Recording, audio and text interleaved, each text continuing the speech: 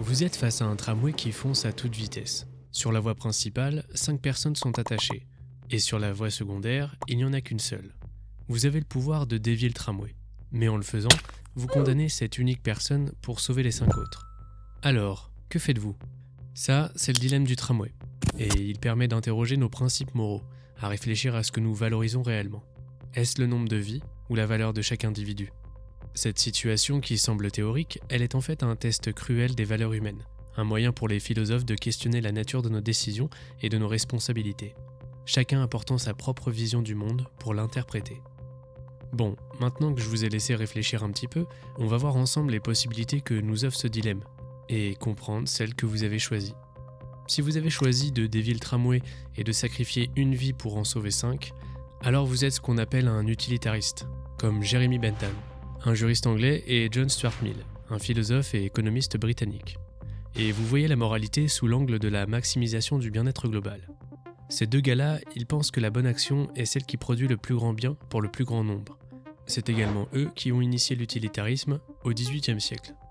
Il est inspiré par l'hédonisme d'Épicure et adapté à l'esprit de productivité et de rentabilité de la révolution industrielle.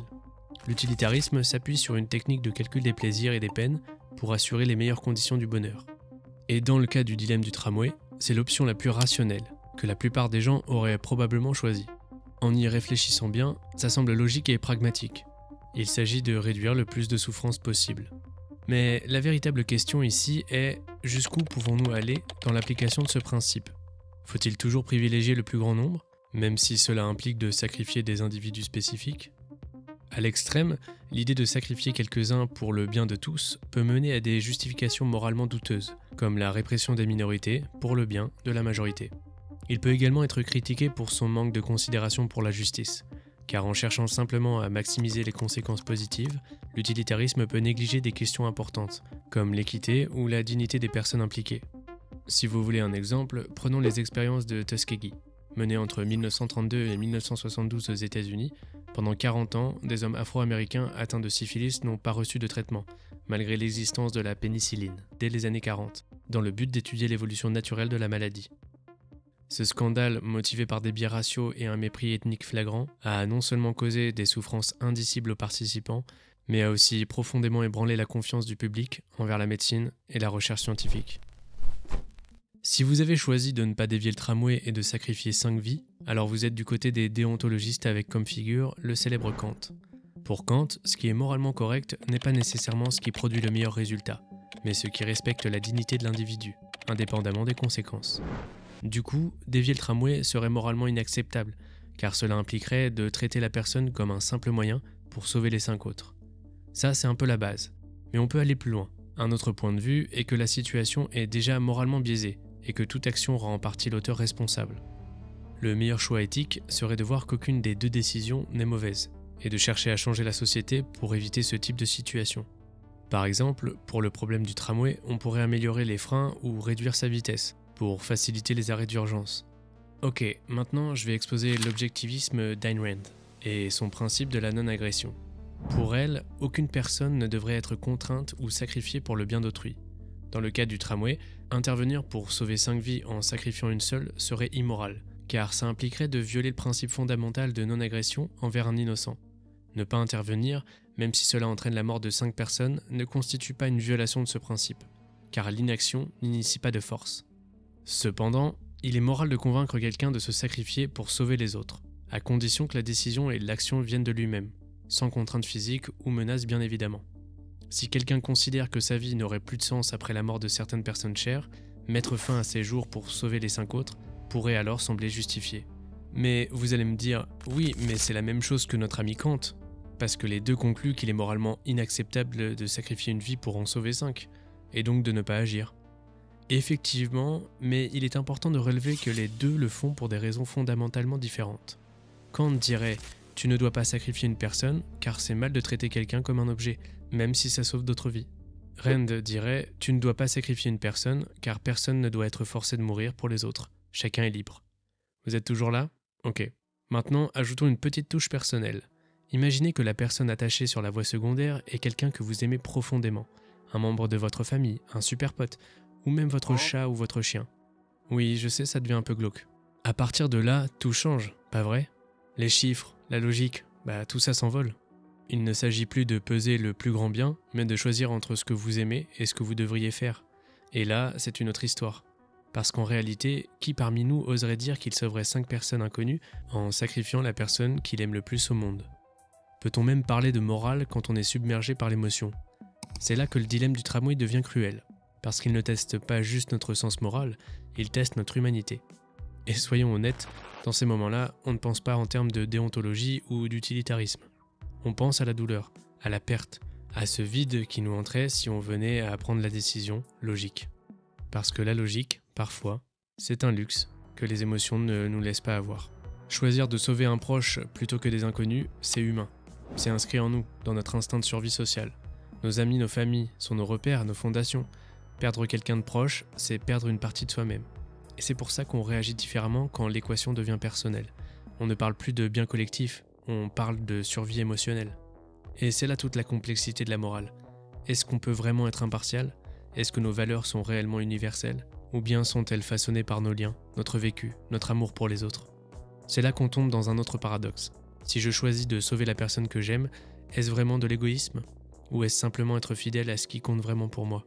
Après tout, est-ce qu'une société ne devrait pas se construire sur ces liens de solidarité proches avant de penser à l'humanité dans son ensemble? On pourrait aussi se demander si, à l'inverse, ceux qui choisiraient de sacrifier leurs proches au nom du bien commun ne seraient pas, d'une certaine façon, en train de nier ce qui fait d'eux des êtres humains.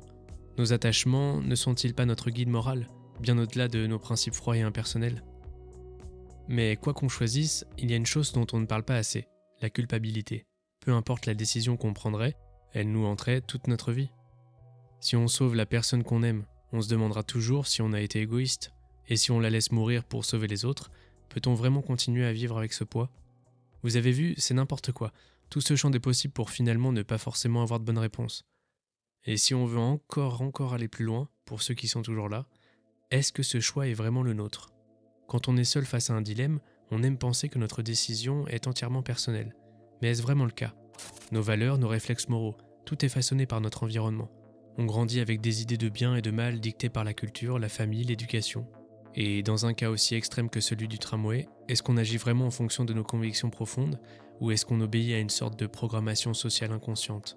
Si vous étiez dans une société individualiste, on vous apprendrait à valoriser la liberté personnelle, à croire que chaque vie a une valeur unique et que chacun est responsable de son propre destin. A l'inverse, dans des sociétés plus collectivistes, le bien du groupe passerait souvent avant l'intérêt individuel. Ce qui signifie que, face à un dilemme comme celui du tramway, nos choix ne sont pas aussi libres qu'on pourrait le croire. Ils sont en réalité influencés par des siècles de normes et de croyances sociétales. Mais alors, si la société joue un rôle si important dans nos décisions, quelle est la part réelle de notre responsabilité personnelle? En réalité, la responsabilité personnelle et la pression sociale sont indissociables.